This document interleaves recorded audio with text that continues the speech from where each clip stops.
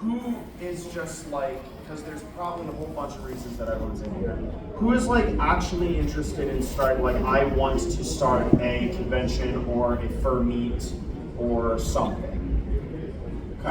Okay, maybe we're thinking about it, Who is just like interested in hearing me talk? Okay, cool, I love that. Does anyone already run an event or a convention? Just me. Sick. No competition.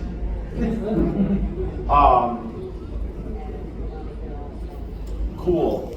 So, my friends who are maybe thinking about it, if you're going like this, do this. Like, hand up, like, I am interested in running an event. I am interested in running an event. Come on. I'm blind as hell. I can't. 1, 2, 3, 4, 5, 6, 7. Are you two together or just coincidentally sitting next to each other? Okay. Where at? Maryland, where? Just curious. Northeast Maryland?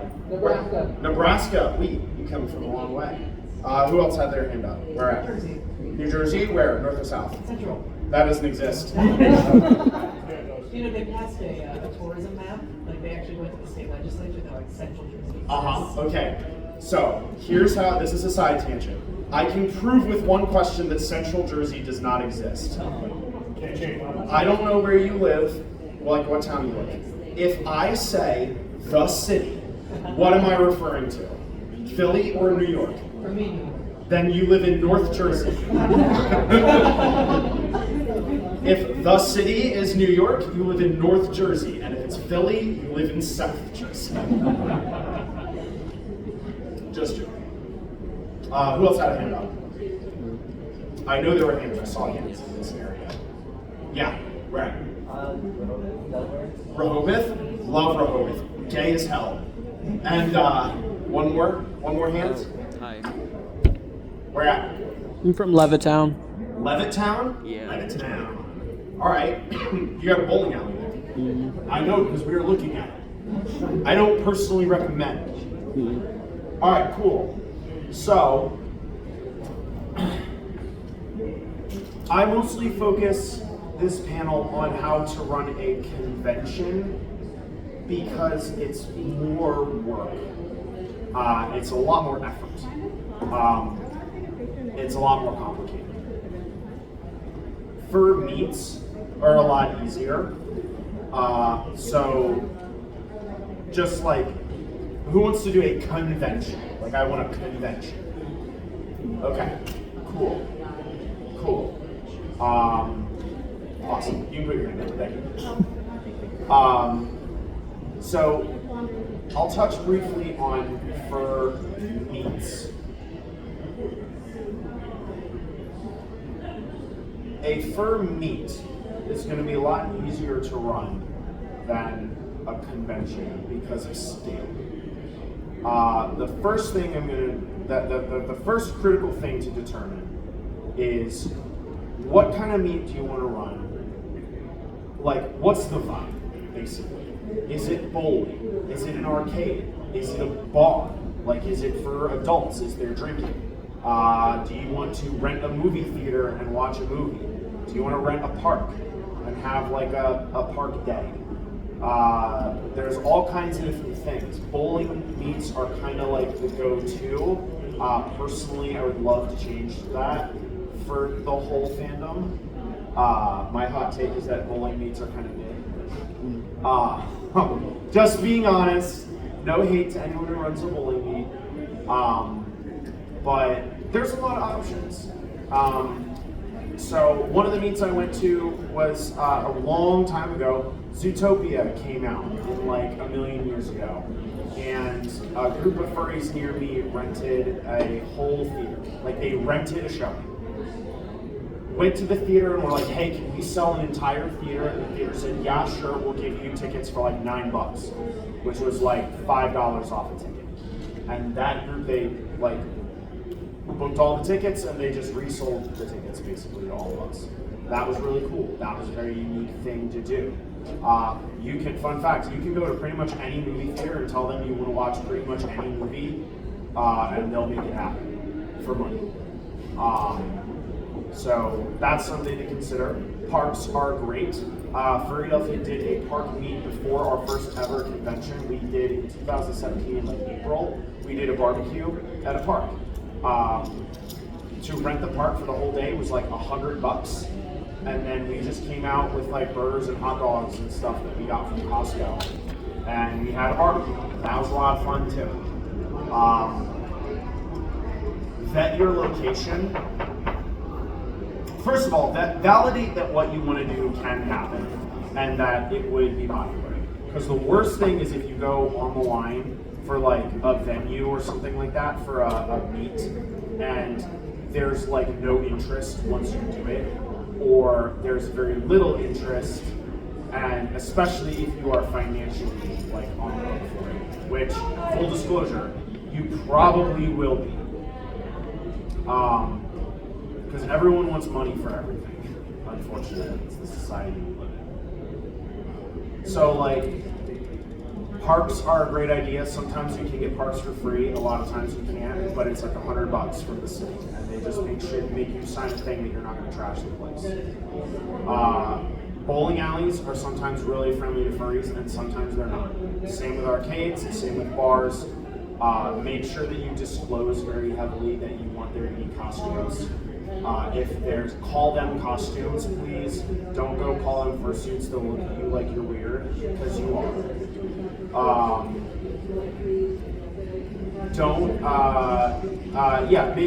Make sure they're cool with costumes. If they're not cool with costumes, just make sure that that the people coming understand that. We used to do food meetups in and around Philly and New Jersey. That was literally like, there was no furry nothing, or incognito, like no furry shirts, no tails, no ears, no fursuits, no badges, nothing. Like, come plain clothes as a human being, and we're getting like a 20-person table at some like hot pot place or a hibachi place and just have like food. That's a cool thing we do too. So yeah, if you're gonna run a meet, the best advice I can give you for running a meet, meets are pretty low risk. Just like vet your idea, make sure that the venue you want to do it at would be willing to do it for you, and they're not going to require anything crazy from you, like a crazy insurance policy, which can go for hundreds of dollars. Some places want that. A lot of places don't care. Some places want money. Some places want a lot of money. Some places don't want money. Or a little money. Some places will want you to do what's called a guaranteed minimum, where you promise, like let's say you're gonna go to a bar crawl, you say, okay, I'm gonna guarantee you that you are gonna make $3,000 from letting us do this. And then if you sign that thing, and if they only make $2,500, then you're on the hook for $500. Sometimes that's an arrangement. Maybe you like that, maybe you don't. But you know, I literally have seen people try to do furry meetups where they don't coordinate it with the person who like owns the property, whether it's your city or whether it's private ownership. Like, probably the worst thing you could do is just mob up a place, unless there's like 5 of you. But if you're gonna do a thing that involves like more than 10 people, I would definitely get in touch with the owner of said place and make sure that they're limited. If anyone has any questions about meets, I'm happy to answer, but otherwise I feel like everyone really wants to hear about conventions, and that frankly is way more my skill set. Anyone have any thoughts about meets? That's really distracting. All right, so how to run a convention. I really wish I had a presentation. The first step in starting a convention is making sure that you have the audience for it. Just being real. Furrydelphia exists because there was another convention called FA United in New Jersey years and years ago. And for their own reasons, that event ended up moving from New Jersey to Virginia. And when that moved, I was a Philly native. When that moved, the closest convention was either Furthermore down in Virginia at the time, which was like a 3-hour drive away, or Furpa, which was also like a 3-hour drive away. And then the next closest after that was Anthrocon, followed by A&E. So like the closest event to one of the largest metropolitan areas in the country was a 3-hour drive. We were like, that sucks. And so we saw the opportunity, we jumped on it, we made it happen. If there had already been an event in South Jersey or Philly or the area there around, we wouldn't have done it, right? Because there's not a use case for it.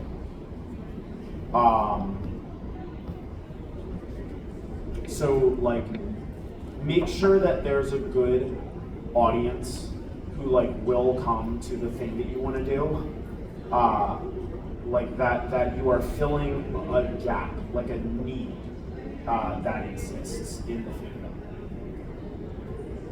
And the second thing, and the most important piece of advice that I could possibly give to anyone who wants to start a convention is make sure you're doing it for the right reasons.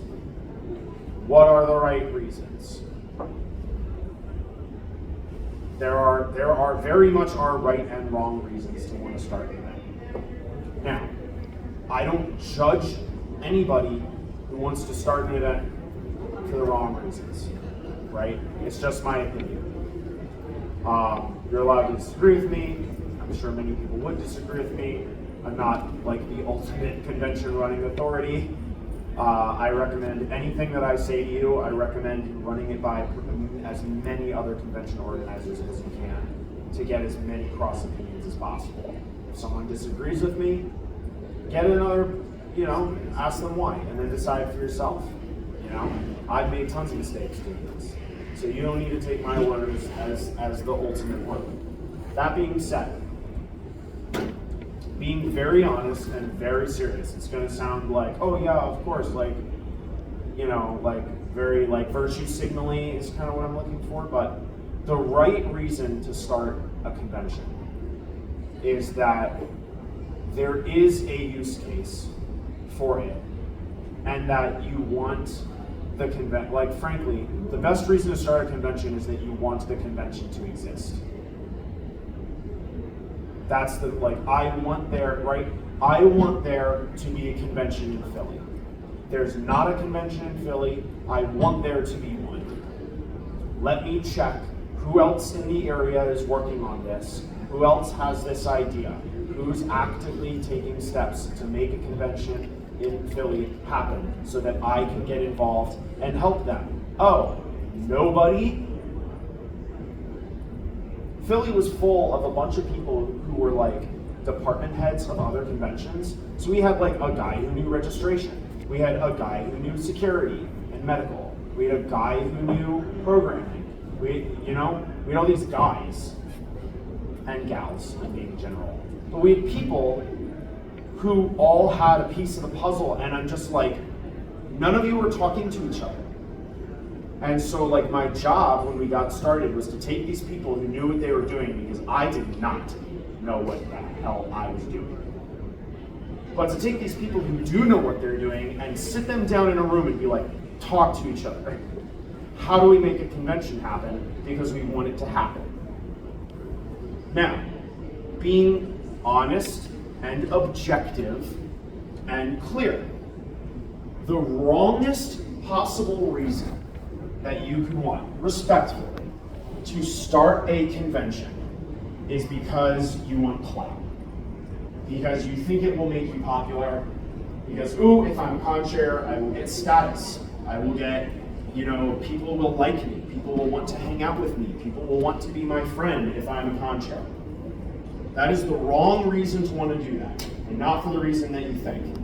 It's not because I'm going to be virtue signaling and be oh, that's selfish and blah. No, don't do that. No, it's perfectly fine to be selfish. Hot take, wanting to be popular is totally normal. Wanting friends is totally normal. Wanting people to think that you're cool is a completely acceptable, reasonable thing to want. Doing a furry convention for those reasons are the wrong reasons, because it won't work. That won't happen. And I can prove it to you. Name a con chair. Oh, okay. Name another one. Yeah, who am I? Who am I? Who knew me before they walked in this room? I still don't know. Yeah, who am I? Exactly. Largest, let's look at the largest cons. Okay, these are rhetorical. These questions are rhetorical. I don't need you to blurt it out. I'm just making a point here. But think about these questions in your head. Let's go through the largest cons. Who runs AntherCon? We all know that. Uncle Kanye is a personality. He puts himself out there a lot through other ways, okay? Next one, MFF. Who runs that? Do you know? Who runs TFF? Who runs FWA? Who are these con chairs? You don't know. Because no one cares. No one cares who runs the cons. They only care that the cons happen. So being frank, if you want to be popular and you want to be cool and you want to be liked, this is the wrong way to do it. I promise you, you are going to make way more enemies than friends by running an event. I bump into people who think I'm an asshole and they've literally never met me before and I have no idea who they are. It's like, oh, I heard you suck. I'm sure you have. But honestly, I'm a very straight shooter and I tell it how it is.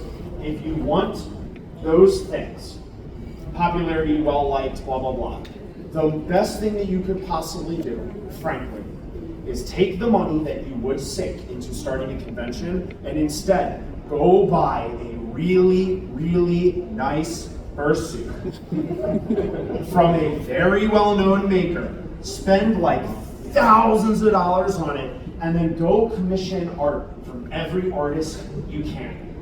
It's gonna be like 10 grand or 15 grand to happen, but that's way less money than a convention and it will make you way more popular. Promise. So, yeah, I'm not gonna stand up here and be like, don't run a convention because of popularity, because that's selfish and that's wrong. No, you'll just be disappointed with the result. You'll have bled and sweated and cried for an event, and you won't even have the result that you want. So, if that's what you want, don't waste your time. There's many better ways to make that happen. So, running an event is very much a sacrifice. It's a sacrifice of your time. It's a sacrifice of your life. It's a sacrifice of some of your relationships. I have lost many friends due to running this event. Because I've had people, friends in my life, who, when Furrydelphia started, believed that they could use knowing me to take advantage of the event. I want free reg. Can you comp me a room? Can you get me this? Can you get me that? Like, can you introduce me to so-and-so? Like, no.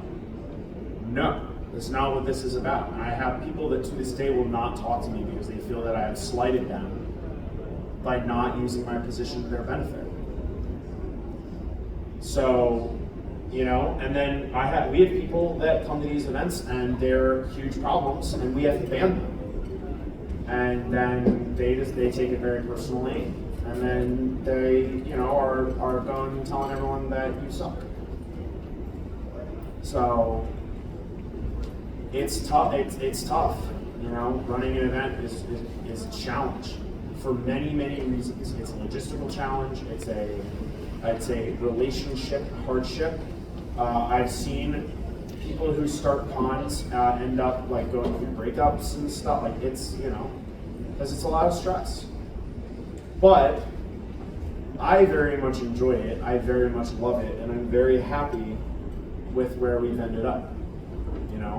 At the end of the day, if someone doesn't want to be your friend because of a hard call that you have to make as an organizer, how good of a friend was that person really? So that's just something that you have to be prepared for. Like, if you start something, people will want to take advantage of you, and you must be prepared to tell them that they're out of luck. So that's like my first big thing that I just try to get out of the way before I talk about all the fun stuff. Is like, it is tough, it is a challenge. Everyone did tell me all of this, and I was very much like, oh, how hard can it be, blah, blah, blah. And, you know, here I am, and it's coming along pretty well. But there's been a lot of sacrifice. I had to pay a lot of money to make this event happen when it started. You know, lost friendships, lost lots of stuff.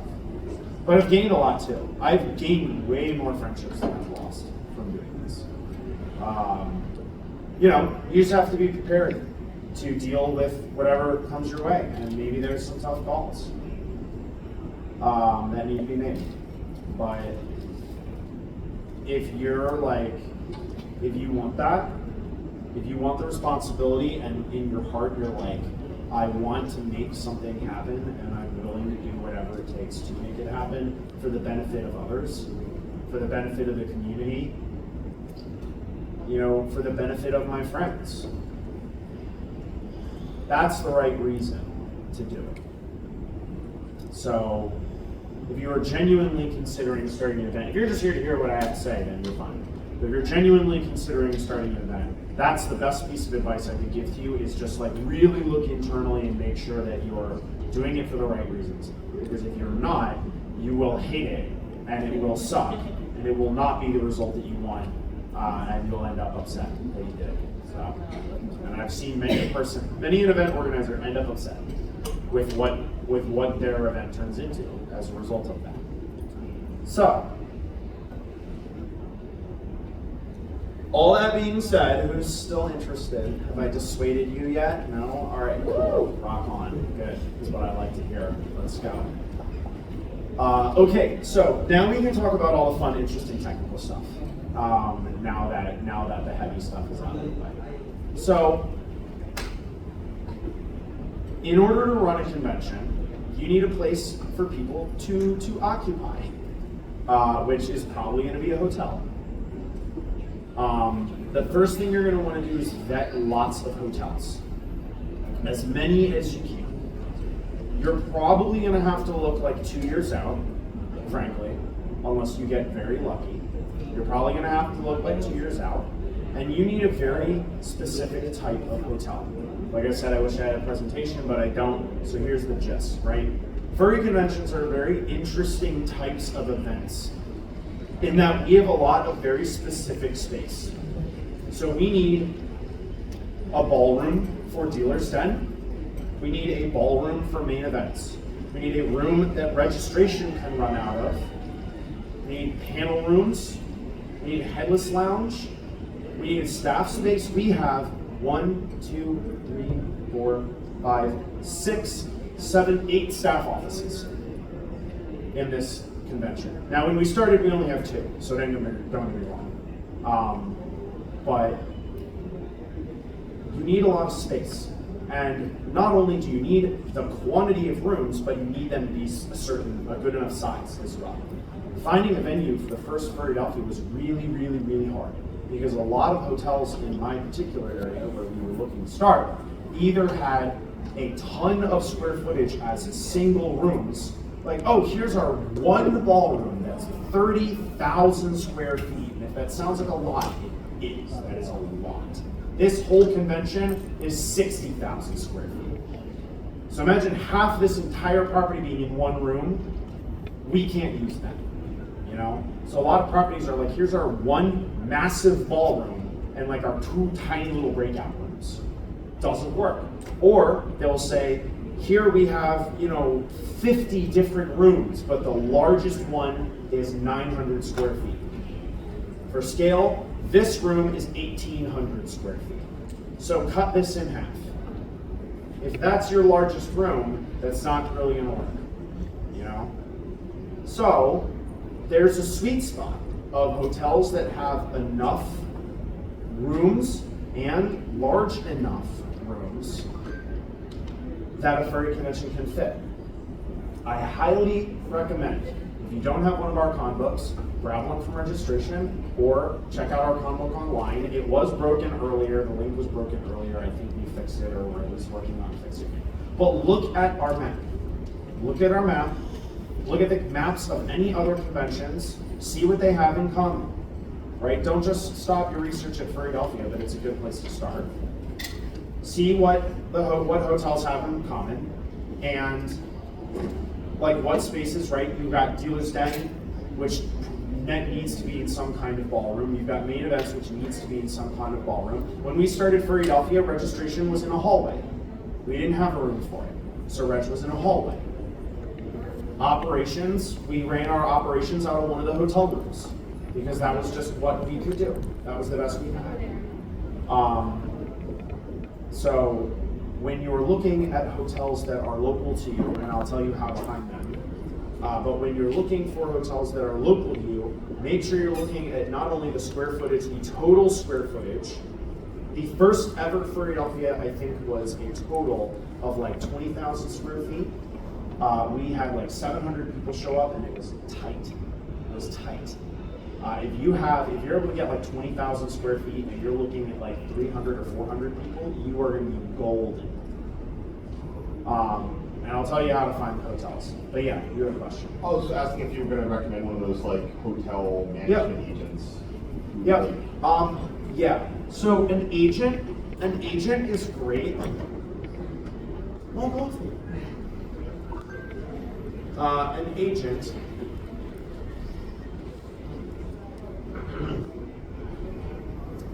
Hotel reps.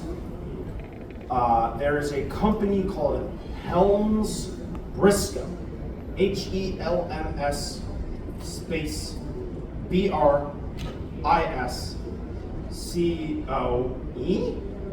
You'll find it. HELMS space BRISCO. Maybe. You'll find it, with or without an E at the you'll find it. They are event brokers. They have hotel networks. They have contacts with pretty much everyone. They do like something like $5 billion of business annually in events. All kinds of events. Now they do major events, like stuff that blows furry conventions out of the water. Major corporate conferences, like all kinds of stuff. We do not.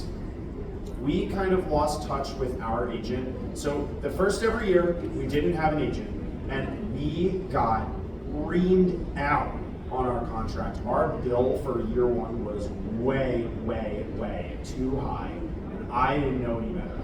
And I was in love with the hotel, so I didn't shop around. Total mistake. Never fall in love with the first thing. It's like buying a car. Never ever buy the first car you see. If you're car shopping, you go look at one car and you go, this is it, this is the one, I love it, I want this one. Nope. Same with houses or apartments or whatever. You must shop around and see what you can find and get quotes. So I didn't do that the first year. I found it by just Googling and looking at every hotel in the area on Google event hotels and just like looking at everything. You go to their website, they'll have, it's all the things at the top that's like book a room, blah, blah, blah. One of them will say weddings or meetings or events or something like that. You click that. And they'll usually have square footage or like floor plans and stuff like that. And then from there, you just have to manually audit. I am a pro spreadsheet person. I love spreadsheets. Excel is my best friend in the world. And so I just made a thing that was like, what venue is it? How big is it? How many rooms do they have? How many hotel rooms do they have? What is the largest ballroom? Etc. Right? And from there, we made a short list of 3. I went and toured the first one. They told us they loved the idea of doing a furry convention and were like totally cool with it. And they were like, we could get you a contract like right now. And I said, sold. And then it ended up being way too much money. I don't need to say what we paid. but our hotel contract for year 1 and our hotel contract for this year are the same. And that hotel was about 1/3 of the size of this one. So, the first big thing about like booking a property, one other thing I'll say about finding a location. There is a website called Cvent, the letter C, V-E-N-T. It's like event, the word event, but with a Charlie instead of the first E, cvent.com, I believe. They really want you very badly to make an account, but there is a way to just do like a find a venue. You may have to Google Cvent, find a venue to find it. You're smart people, you can figure it out. But they do the kind of thing where you say, where are you looking? How many people are coming? How many hotel rooms do you want? That kind of thing, and it'll just give you a list. Here's all the hotels in your area, and you can audit them from there.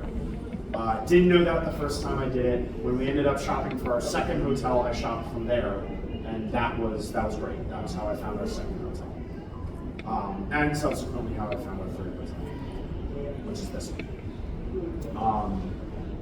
So, Google is your friend. Just like search, how do I find a hotel for an event, or how do I event hotels near me, or whatever. We all know Google too. You can do it. Now, when you do settle on a hotel, you're going to have to sign a contract, and this is where it gets complicated. Contracts are made up of 3 parts because hotels are not free, furry conventions are not free, nothing is ever free. So we have to pay to be here, and we pay to be here in 3 ways. Way number 1 is through room rental, space rental. Okay, space rental is a very simple concept. I want this room.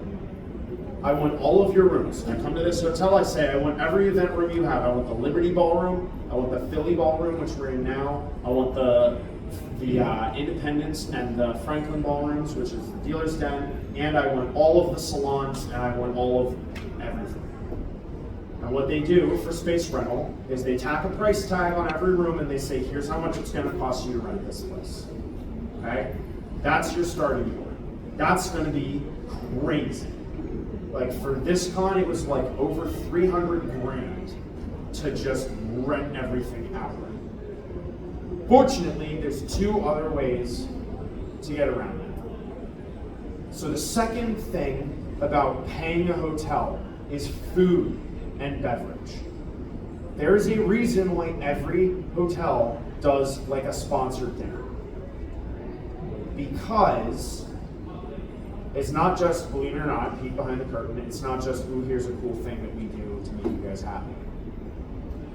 Hotels of this size have kitchens, and they have kitchen staff. And they want the kitchen staff to work.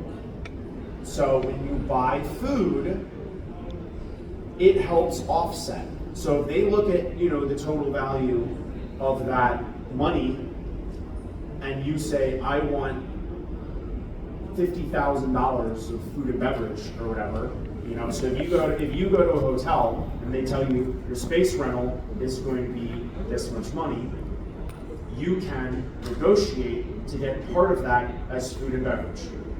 My preference, and in my opinion, the way to go, is to ask them what it takes to get all of your money in food and beverage.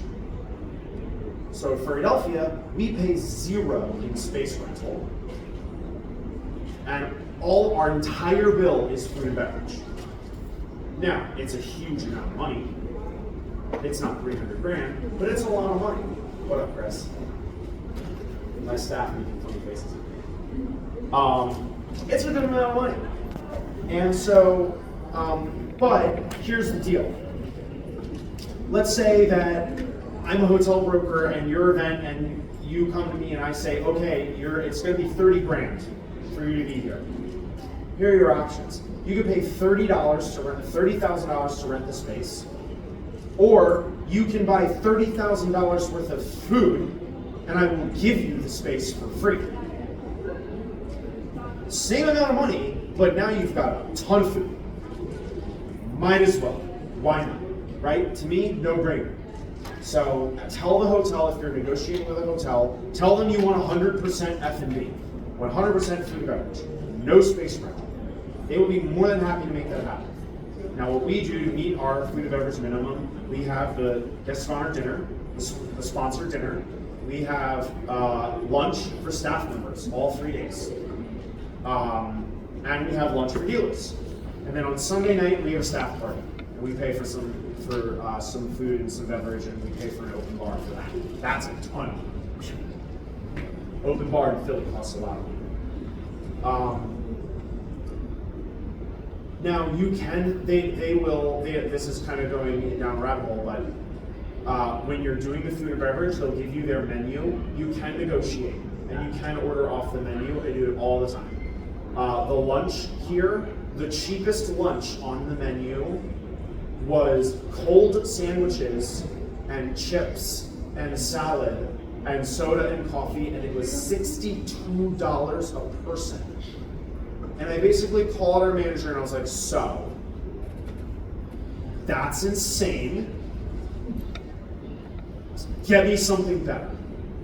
And I was like, this is for my staff members. Like, get me a better thing of this, you know? And they did. Last year we did the IKEA thing. I was like, yo, can you guys make Swedish meatballs?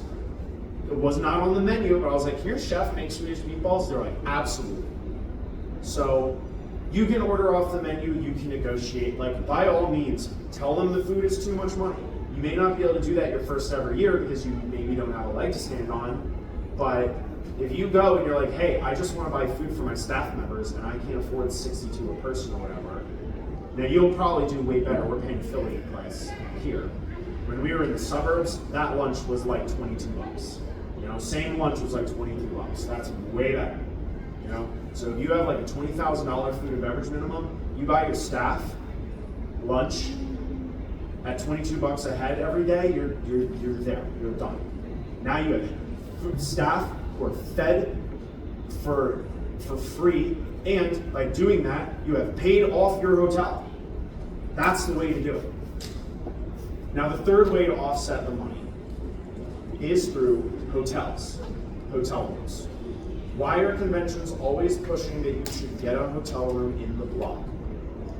Most of you probably don't know this, but when we make those blocks, when we make the room blocks, we are telling the hotel to pull those rooms out of the general inventory. That's why if you try to get a room out of the block at like Anthrocon, you can go to hell. Because Anthrocon has already talked to all those hotels and said, give me everything. Give me every room you have. And the hotels will maybe reserve like 5 to 10% of their inventory for walk-ins or whatever their corporate policy is. Like I think Marriott reserves like 8% or something like that of their inventory for walk-ins. I think it's Something. 8 or 9. Something. I got a room at Anthrocon at the Courtyard out of the block, and my God, it was like $800 a night.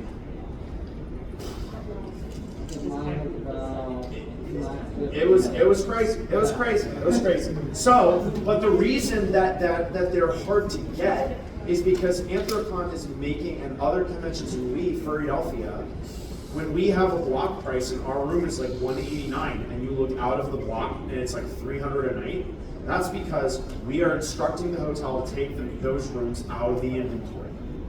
We are, by reserving those rooms for our event, we are counting on the attendees to book those rooms in our block. Now, they look at that as profit, okay? So another big thing that businesses do, that hotels do, big business, weddings, all right? Weddings and corporate events. You are gonna pay a ton of money. Corporate events, it's all space room. They just pay all space room. Weddings, it's pretty much all food and beverage, maybe a combination of space rental, but what they don't do is rooms. A wedding, maybe you will book a few rooms at a hotel. So if there's a wedding happening in this hotel, This hotel has 760 rooms. How many of them do you think a wedding is going to book out? Like maybe 10, maybe 20. You know, they're going to take like the presidential suite for the newlyweds and then like maybe 5 to 10 rooms for the out-of-towners. But then otherwise, it's all food and beverage. So you're going to pay like 80 grand or whatever to have your freaking wedding here because it's all food and beverage. Now, Furrydelphia comes in, and how many of those 760 rooms do you think we book? Pretty much all of them. The hotel has 150 rooms on permanent reserve for the airlines. Screw you, Southwest. So we have approximately 600 rooms that we book. Now, we have 600 rooms. The room price this year is $189, and most people stay for 3 days. That's $340,000. So we are basically telling the hotel, we are promising that through our attendees, you will make 300 grand this weekend. So that is where I say that this space rental, if I just walked in here and I said, no food, no hotel rooms, I just want all the space, it would be like a $300,000 bill. Because the hotel wants their money. If you're willing to give them that money through the hotel rooms, that's way better. Now here's the problem. You are on the hook for that. There's a word that makes convention organizers throw up in their mouth a little bit when they hear it, and the word is attrition. Attrition, the official definition of the word attrition is to wear down an adversary through repeated slow barrages. Attrition in terms of hotel rooms basically means if I tell them I want 600 rooms, I need to meet 80% attrition, which means I need to book at least 480 of those rooms. Any rooms below that are not booked, they are invoicing us because we guaranteed them the money. They pulled the rooms out of the inventory so they couldn't sell them to somebody else. Because they were holding it for us, we failed to book it. That means that we were on the hook. It is our fault that they didn't make their money, and now we have to provide them with their money. Isn't it like over 80% Yeah. Yes. So we book the 600. We usually get close to selling out. I mean, people cancel and stuff like that. So we're usually at like 97%. So that's all well. The first year we ever did Furrydelphia, I got you. The first year we ever did Furrydelphia, we were below our 80% requirement. We took the amount of rooms that we needed to make it affordable, and we were below. And we ended up hitting attrition, and we, at the end of the day, were hit with a bill for $42,000. I was lucky that I had, frankly, being honest and open, I had a family member who was well out, who was willing to bail me out. And to this day, Furrydelphia is still paying that person back. So FD exists because I was fortunate enough, not patting myself on the back, it sucked, but I was fortunate enough to have safety net. And we felt, and that safety net called it. If it hadn't happened, there would not have been a Furrydelphia 2, and I would have been really screwed.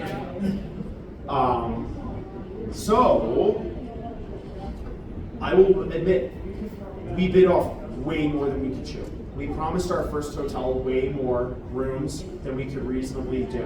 Now, reason being, we said we're expecting a certain amount of attendees, like 600 attendees. We're expecting 600 attendees, where the average is like 3 people to a room. So we're expecting to be able to do 200 rooms times 3 nights, because people will come Thursday, Friday, Saturday. So 600 rooms, right? Now, we failed to take into account that almost everyone who was coming to Furrydelphia was a local. It was a Friday, Saturday, not a Thursday, Friday. It was a commute from home gone. So there was a lot of people who lived in our original area. We were in a town near here called King of Prussia, for anyone who's out inside of town. And I still live there. I still live in KOP. KOP rocks. But there was a lot of people commuted from apartments. People were having parties at their apartments. I was literally on Twitter seeing people be like, "Don't get a room at Furrydelphia, stay in my apartment." And I'm like, "Ugh." A lot of people stayed one night, stayed Friday and checked out Saturday, or checked in Saturday and checked out Sunday. So yeah, we just, we did the math. We were like, oh, surely, didn't even occur to us. Didn't even occur to us.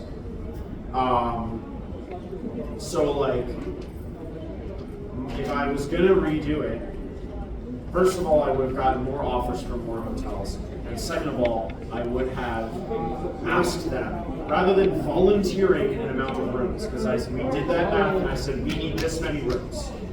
I asked them, what I should have done is said no rooms and got the price. Right? So I would have got the price. The price would have been like 100 rooms, let's just say, hypothetically. And then I would have said, okay, cool, that's too much money. I need it to be 25 grand. How many rooms do you need me to commit to make it 25 grand? And they'll tell you. They're like, okay, we need you to commit to 300 rooms. And you'll go, I'll commit to 250. Like, it's a bargain. You are negotiating with them. It's very scary and it's very frightening because you're talking with like finance professionals. But you are a client, you are negotiating. I gotta be out of here in 10 minutes. So, like, always shop around, always get multiple quotes, make hotels compete with each other. A few final thoughts before I take questions. Always get an insurance policy. Google event insurance. It sucks to pay for, but you will be happy to have it.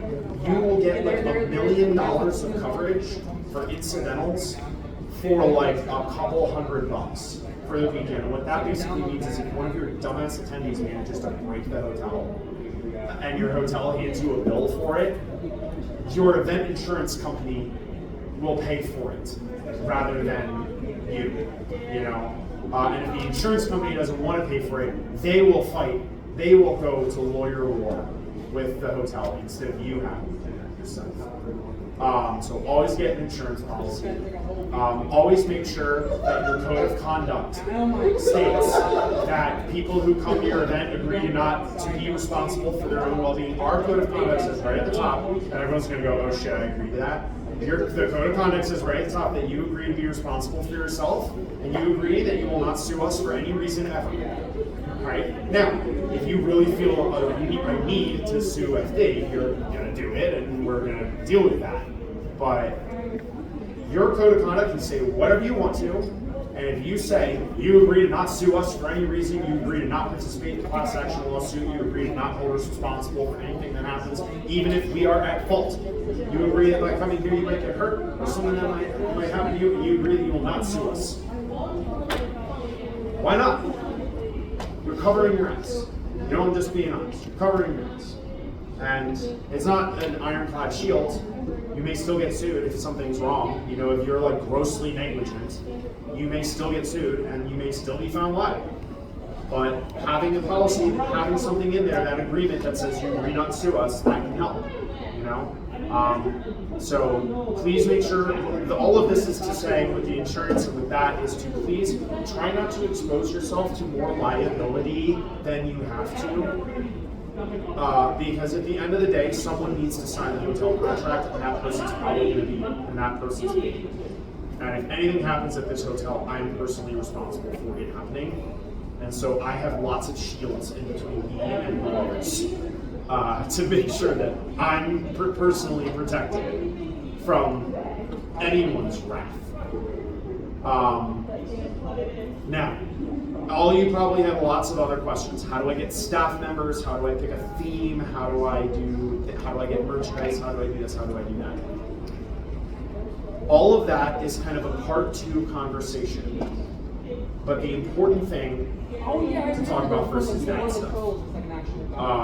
Make sure you can have an event before you start thinking. I've been to other how I run a convention things, and people will be like, how do I get staff members? How do I get a guest of honor? How do I do this? How do I do that? And they're just talking about this. I'm just sitting in the back like, how do you get money to run an event? That's step 1. How do you get a venue? And how do you get people on board? Once you have a venue that's willing to give you a contract, don't sign it right away, but start telling people about your idea. Be like, I'm ready to execute this. Who's interested? We just started pushing on Twitter. Who wants to do this? And that's where this ended up. Yeah, read your hotel contract. Read your hotel contract. There was some hotel damage our first year that we were not responsible for, and then the second year when we re-signed our contract, they slipped a clause right into the middle that said that we, Furrydelphia, could be held liable for attendees damaging their own hotel rooms. And I called them and I said, get that the hell out of my contract. What is wrong with you? And they were like, oh, okay, sorry. They struck it immediately and sent it back to me. I was like, yeah, that's what I thought. Yeah, so read the contract, and when you re-sign, don't assume that you're signing the same contract. And get them to sign it and send it back to you. They are supposed to do that. They love to not do that, but yeah, make sure that they countersign the contract. I have 5 minutes. Please register as a business. Do not do it yourself. You want a 501c3 or a 501c7 corporation. A C3 is a charity. A C7 is a social club. There are advantages and disadvantages. Furrydelphia is a C3 because it gets us better tax benefits and there's a lot less rules. A C3 basically says we are raising money. That is why we and many other furry conventions partner with charities. Not only because we want to help them, but because basically it makes this entire weekend, as far as the IRS is concerned, a charity gala, which makes us tax exempt. Now, the other option is a social club, which is a 501c7. A 501c7 is basically the fancy form of a pizza party. If all of us in this room wanted to have a pizza party, I would say, okay, I'm going to order pizza. All of you give me $10, and I'm going to use all of that $10 to get pizza. The IRS is not going to tax me income on you giving me $10 because they're saying, hey, we're just a bunch of people getting together to have a party. That is how a C7 works on the grand scheme of things. We are selling tickets to basically crowdfund a party, right? A lot of places like golf courses and like charity lodges and stuff like that are social clubs, and that's how they sell memberships, and that's how, so like, I believe MFF is a C7, and if you look at any of MFF's paperwork, they do not call it a ticket, they do not call it a registration, they call it a membership.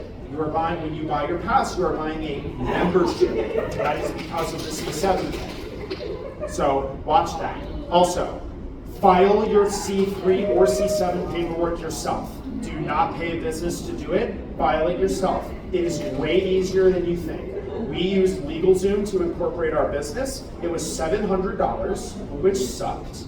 And after the fact, we found out that it's literally a form and like an $80 fee at Pennsylvania. And I was like, I could have just done this my freaking self and I paid $700. So go on YouTube and search how to incorporate a C3 or C7, up to you, in the state of whatever state you're in. YouTube is your friend. I am required to get out of this room at this time because I'm out of time. If you have questions for me, I'm going to proceed to the hallway, and I'll be more than happy to answer any questions. I have nowhere else to be for the next 3 hours. So I do have some paperwork I gotta do in the back. But for at least half an hour, I'm cool to stand out there and answer whatever questions you guys have. If you don't have any questions, thank you for coming. I hope this was entertaining. If you like hearing me talk, you you are welcome to continue to hear me talk.